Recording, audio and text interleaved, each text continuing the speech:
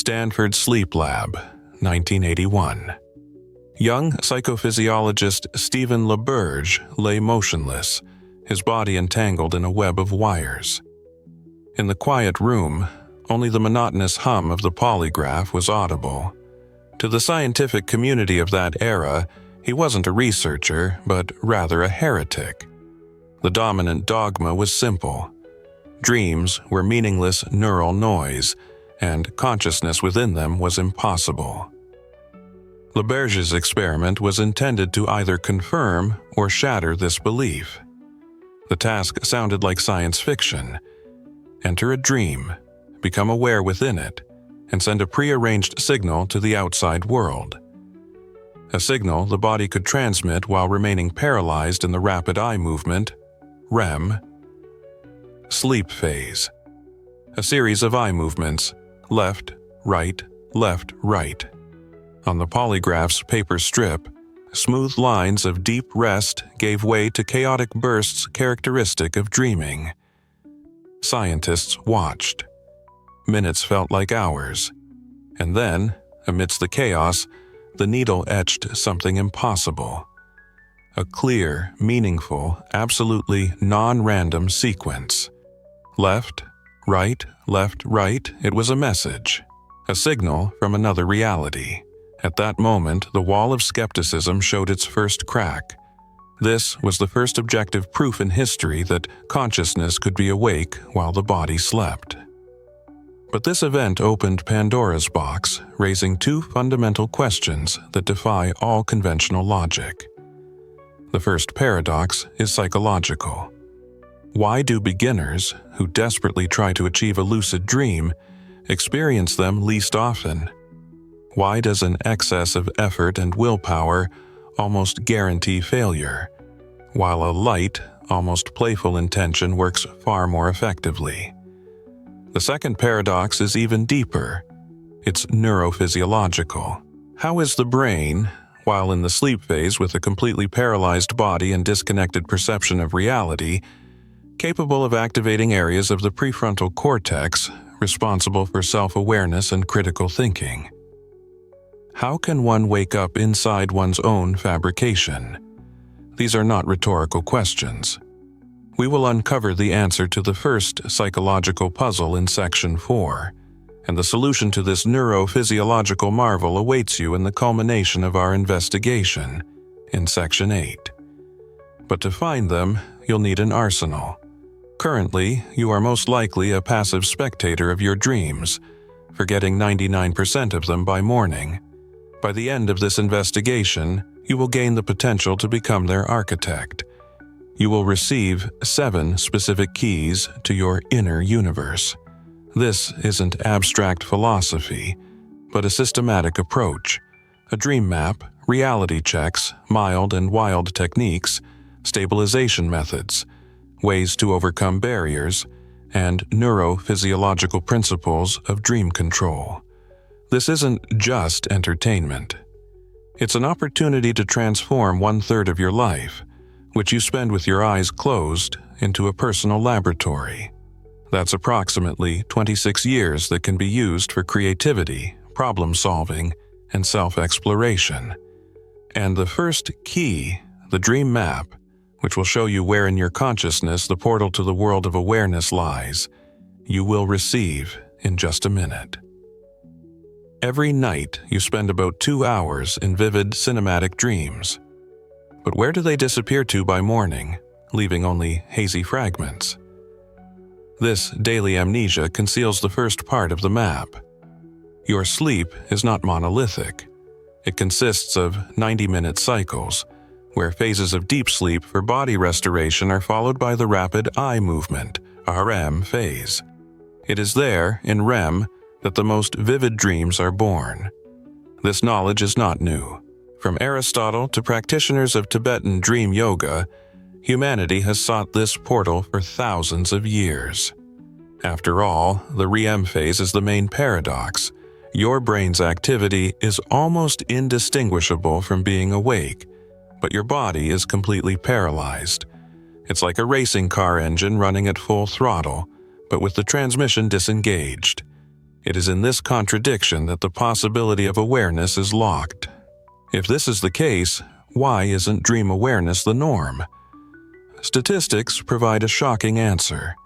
About 55% of adults have accidentally experienced a lucid dream at least once in their lives. It seems almost commonplace. But here's the second figure. Only 23% experience them regularly, once a month or more often. The chasm between a casual tourist and a pilot of their own consciousness is vast. It's the difference between accidentally stumbling into a somersault and being a gymnast performing one on command. The key to the system is to deliberately target the REM phase. And here, nature itself offers a clue. The duration of REM sleep increases with each cycle, peaking towards morning. This allows you not to wait for serendipity, but to consciously hack this cycle. But how do you target the right phase if you're asleep? For this, there's a sleep biohacking method known as WBTB, or wake back to bed. On the surface, it's simple. You set an alarm for 5 to 6 hours after falling asleep. Stay awake for about 20 minutes and then go back to sleep. But this isn't just a sleep interruption. It's a neurochemical diversion. The short awakening causes a surge of acetylcholine in the brain, a neurotransmitter responsible for attention and memory, which is usually suppressed during sleep. By returning to bed, you enter the longest morning REM phase, not with a sleepy brain, but with a brain primed for awareness. This technique creates a door, but to open it, you need a special key. Let's say you've created the ideal conditions. How do you know you're already inside a dream, and not in reality, if dreams are so convincing? The answer lies in the activity of the prefrontal cortex, your inner critic. During REM sleep, its activity drops by almost 30%. This is why you unquestioningly accept flying fish or conversations with characters from books. The brain instantly finds pseudo-logical explanations for any absurdity. A hand with 6 fingers? Must have always been that way. Passively waiting for you to notice an anomaly is useless.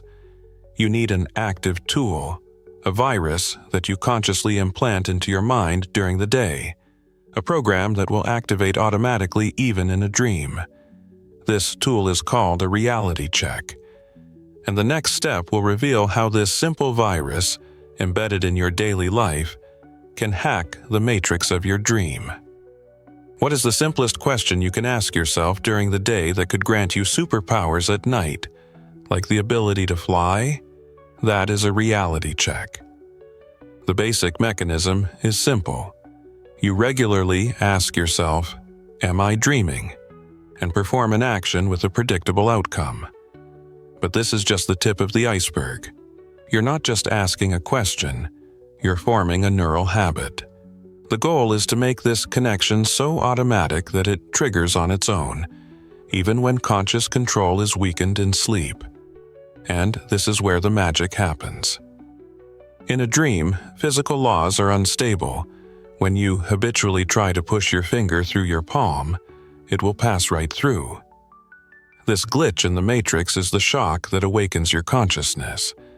But not all checks are equally effective, and the most popular ones can actually let you down. Why can't you just pinch yourself, like in the movies? Why is that test one of the most unreliable? The most effective checks are trying to push your finger through your palm, pinching your nose and trying to breathe, or looking at text twice.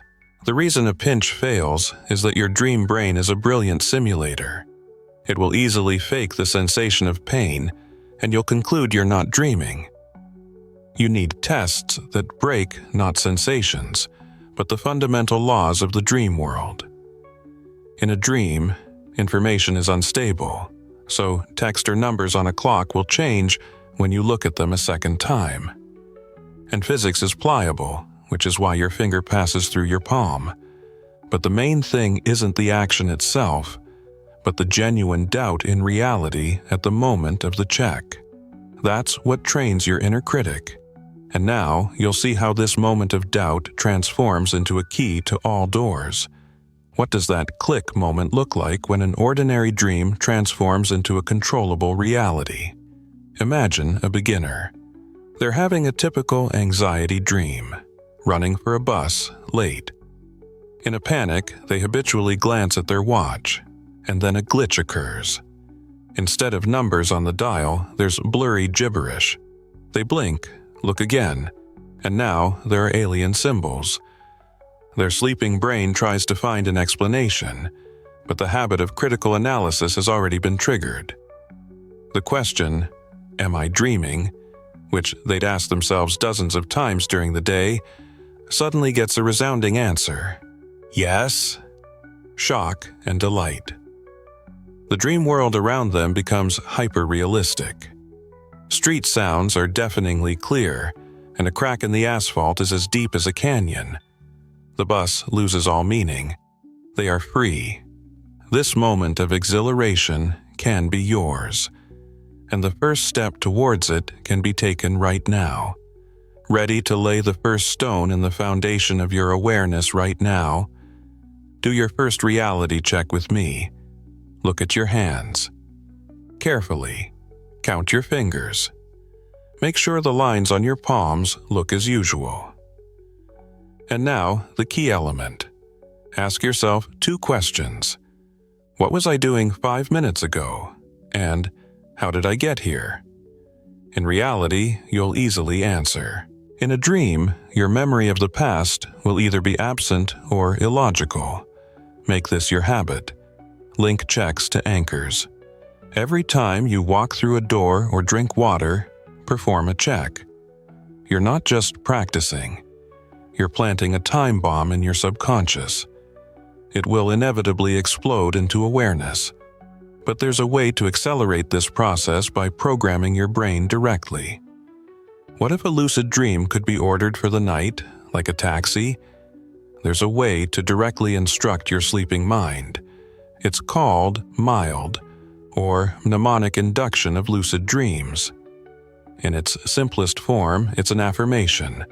Before bed, or after a nocturnal awakening, you calmly and confidently repeat, "Next time I am dreaming, I will realize that it is a dream." But this isn't just autosuggestion. It's working with a specific brain mechanism, perspective memory. This is the same function that makes you remember to buy milk on the way home. You're setting a trigger for this memory not on an event in reality, but on the state of dreaming itself.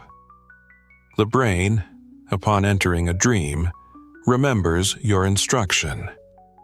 And this very mechanism explains why desperate desire spoils everything. And so we return to the first paradox.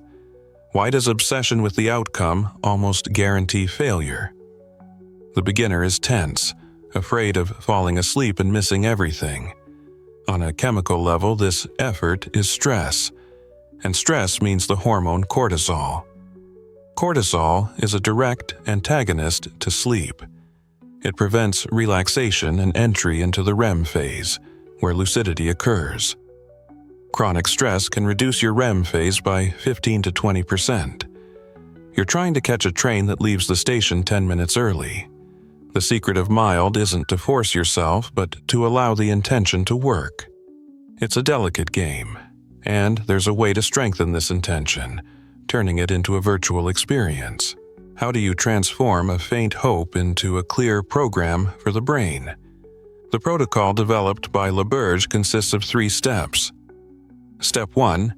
After waking, ideally after WBTB, recall the dream you just had. Step 2. Find a dream sign in it, any anomaly you didn't notice while you were asleep. And Step 3, the crucial one. Mentally return to that dream. Vividly imagine its setting. But this time, upon reaching the anomaly, vividly imagine becoming aware and saying, "I'm dreaming." By repeating this, you're not just hoping. You're creating and strengthening a neural pathway, a precedent. It's like blazing a trail through thick grass. Each time, the path becomes clearer. But what if you could enter the dream directly, without losing consciousness instead of waiting to wake up inside it? Mild is a passive method. We plant the program and wait. But is there an active one? Yes. Mild is awakening from within. Its opposite, wild or wake-initiated lucid dreams, is direct entry from wakefulness. However, this path is for experienced practitioners. It forces you to balance on the finest line between sleep and wakefulness, passing through frightening liminal states. You will see the underside of reality, the construction debris from which dreams are molded. And the first guardian on this path, whom you must not defeat but understand, is sleep paralysis. How do you slip into the world of dreams without switching off the consciousness? How do you trick the body into falling asleep while the mind remains alert? At first glance, wild is a matter of iron concentration. The body sleeps, the mind stays awake. But the main difficulty isn't willpower, it's balance. Too much concentration won't let the body sleep. Too much relaxation, and you'll fall into ordinary sleep. Stephen LaBerge called it slipping on a razor's edge. To make this transition, you must pass through 3 sequential gates, a kaleidoscope of hypnagogic images, bodily vibrations, and sleep paralysis. Most panic and wake up at the very first stage. What exactly does a person see and feel when passing through these gates? First comes hypnagogia, a kaleidoscope of flashes of light, patterns, faces, fragments of phrases. This is the raw material from which the brain will sculpt a dream a few minutes later. Then, strong vibrations and a loud hum appear in the ears as if the body is connected to electricity. This is not a hallucination. It is the tactile perception of the brain activating the protective mechanism of sleep paralysis, disconnecting the body from control. At this moment, panic can begin. But sleep paralysis is not a malfunction. It's a standard system that saves you from injury every night. If you remain calm, the images will merge into a stable scene. You are on the threshold of a dream, ready to step inside. How do you avoid being scared at that moment, when your body is paralyzed? There's an antidote to panic: anchors of attention. You gently focus on something singular and monotonous. The sensation of your breath, the visual images behind your eyelids, or the hum in your ears. This keeps your consciousness from drifting away. But the main enemy is your own mind, which can generate frightening images, trying to explain the strange state of your body. The secret is to remain a passive observer, holding on to your anchor. When the dream scene becomes stable, you perform a transfer of consciousness. Imagine getting up from your bed, but already in the dream version of the room. This step completes the transition, but your biggest problem is just beginning. Congratulations, you've entered a lucid dream. So why, after 10 seconds of triumph, does everything blur and you open your eyes? Why does success lead to failure? Lucid dreams, especially at first, are extremely fragile. Strong emotion, especially exhilaration, causes a surge of adrenaline and activates the brain to a waking level, instantly ejecting you. A lucid dream, initially, is like a soap bubble. A too sudden movement and it pops. Simply becoming aware is only half the battle. There are specific techniques to ground yourself in the dream, enhance its vividness, and prolong its duration. The next set of tools will transform you from a tourist into an architect of your dreams. How does an action that causes dizziness in reality become the main anchor of stability in a dream? You've become lucid, but the world starts to blur. Intuition screams, freeze, hold on. But that doesn't work. The first stabilization tool: start spinning around your axis. At first glance, this simply distracts you from the excitement that disrupts the dream. However, dream reality operates by different laws. It's not about psychology. Spinning overloads your vestibular cortex, forcing the brain to urgently redraw the entire scene from scratch. It's like shaking a snow globe. Chaos doesn't destroy the landscape, but creates a new, perfect one. Often, this works like a teleport to a completely new, yet crystal clear location. But this method changes the scene, and the next tool will teach you how to make the current reality so detailed that it's indistinguishable from the real thing. To sustain an ethereal flight, you shouldn't gaze at the sky, but intently examine the pattern on your hands. How does this work? The second tool, sensory focus. Rub your palms, feel their warmth. Touch a wall, feel its texture. It seems like a simple way to calm down and reduce the emotional surge. In reality, it's different. You are directly controlling the rendering. The dream brain is lazy and generates only as many details as needed. By requesting more sensory information, you force it to allocate more computational power to rendering the world. You are literally increasing the resolution of your dream. Amplify the effect by repeating loudly in the dream, stability, more details.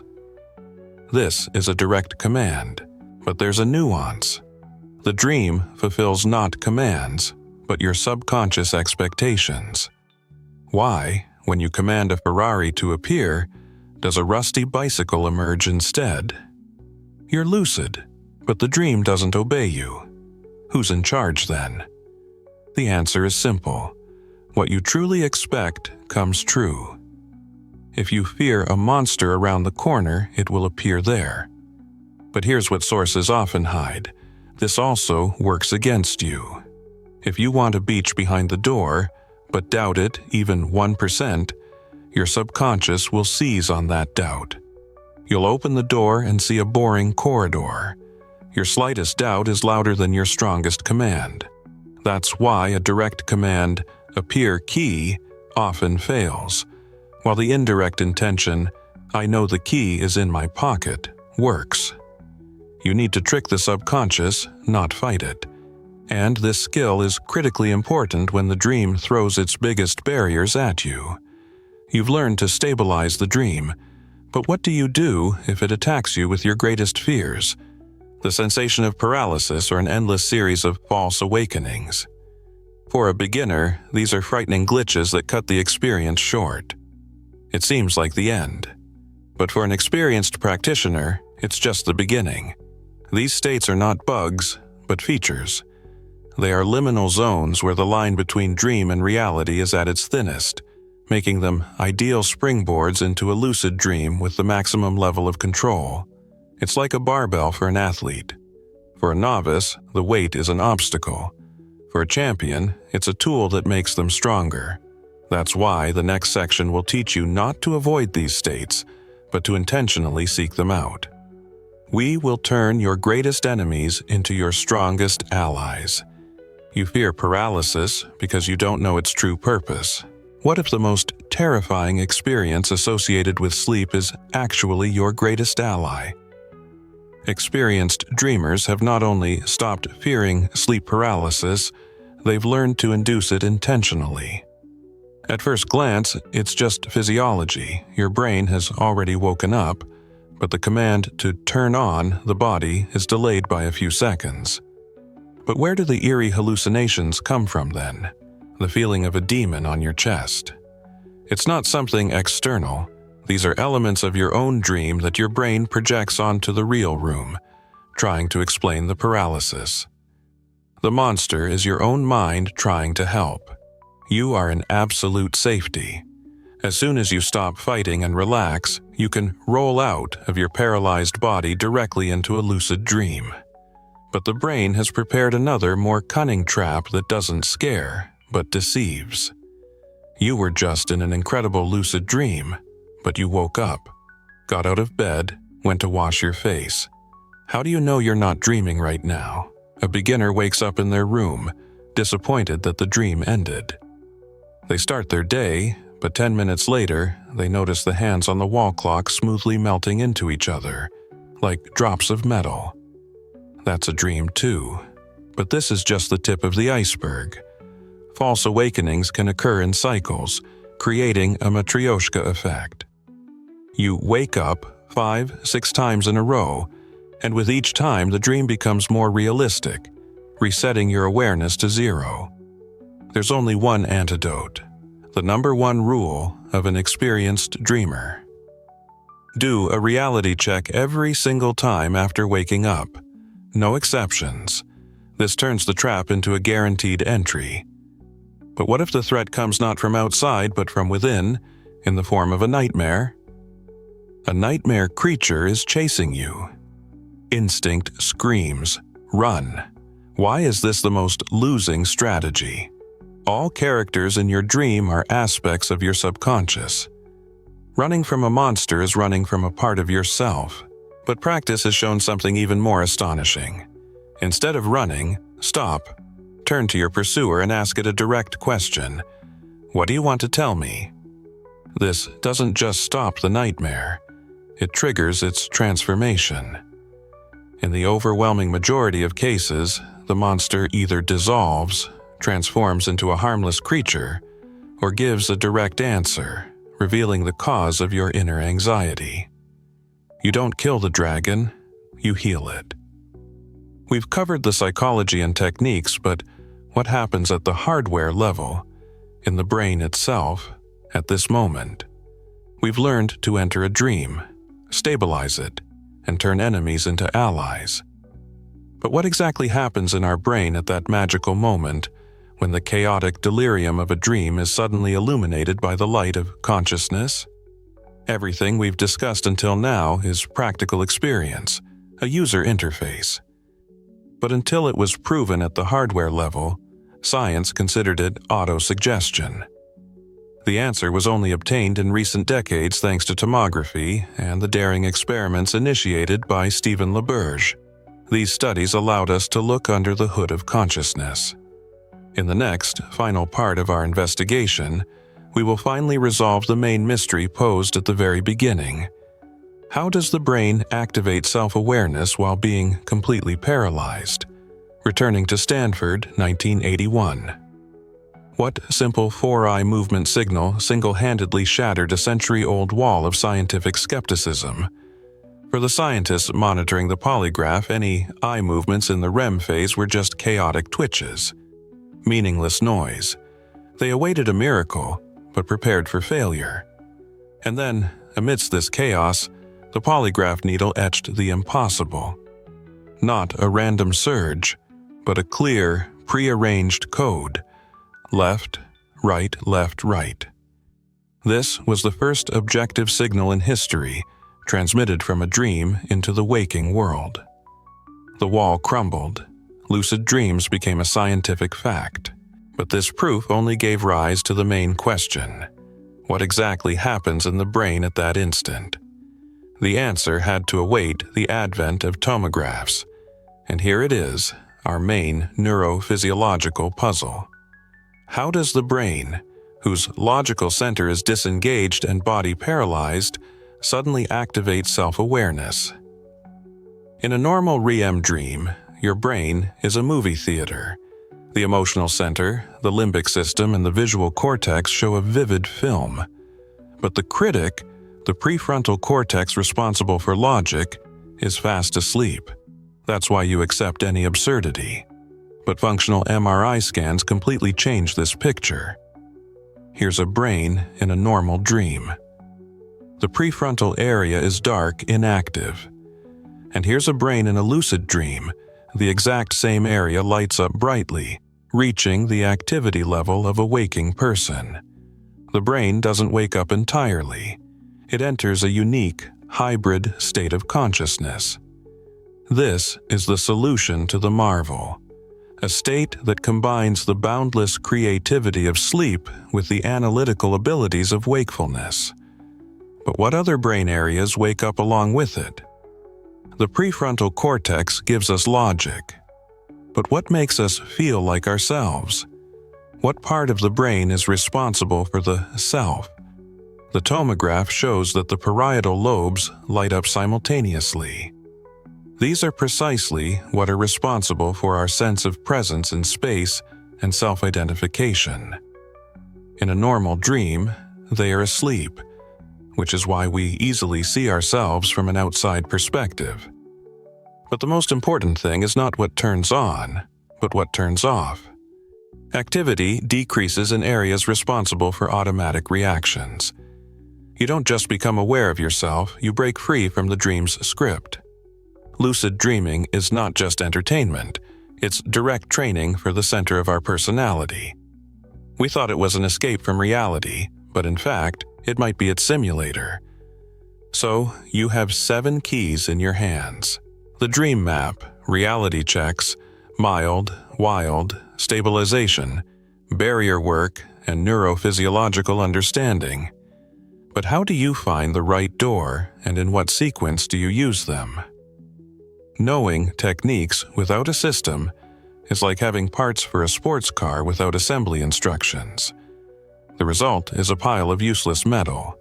Without the correct sequence, this knowledge won't work. In the concluding section, we won't learn anything new. We will assemble these parts into a clear roadmap for a practitioner. You will receive a step-by-step plan for the first 30 days that integrates all methods into a single system. A system that will open the door to your new reality. We've learned all the notes. Now it's time to play the melody. And its first chord, the foundation of your practice, consists of just 2 elements. The dream map, that is, understanding the 90-minute cycles and the peak REM phase towards morning, is your strategic goal. You know when and where the portal is, and reality checks are your tactical weapon, which you sharpen during the day so it fires at night. These 2 elements are inseparable. Without a goal, the weapon is useless. Without the weapon, the goal is unreachable. Therefore, dedicate the first one to 2 weeks exclusively to them. Keep a dream journal to identify your cycles, and perform 10 to 15 quality reality checks a day. You are creating a neural pathway. Once this foundation is laid, 2 fundamentally different paths open before you. Your choice will determine the entire style of your practice. The first is the path of the farmer. You use the mild technique, patiently planting the seed of intention before sleep, and wait for it to sprout awareness from within the dream. The second is the path of the hunter. You use wild, actively and vigilantly tracking your prey, that very moment of transition from wakefulness to sleep. The farmer's path is ideal for beginners. It's less demanding and relies on passive accumulation. The hunter's path is for more experienced individuals. It requires concentration but offers direct and controlled entry. These are not mutually exclusive strategies.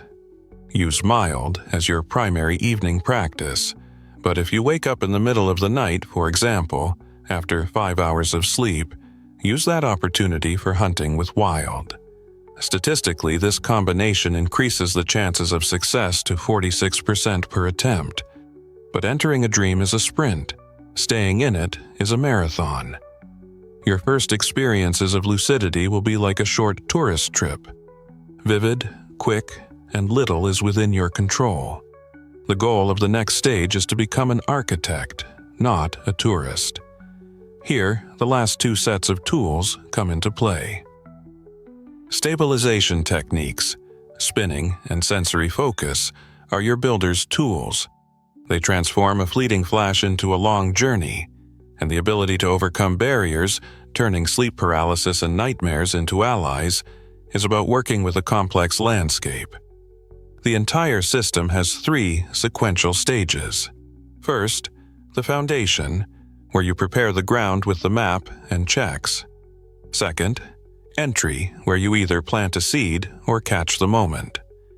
Third, mastery, where you build your world and turn weeds into fertilizer. We began with the question of how to wake up inside a dream. Now you have the answer. Only one remains. What will you do with it? Now that the entire map is before you, it's time to choose your role. Are you an architect or an observer? The architect is someone ready to take these tools and actively build and explore their dreams. The observer is someone who is interested in the phenomenon itself and its scientific explanation, but is not yet ready for practice. There is no right or wrong answer here. Both positions deserve respect. Make your choice, and write just one word in the comments below this video: architect or observer. Let's see who among us are more: explorers of inner space or connoisseurs of its mysteries. Your choice is the first step, either towards practice or towards understanding.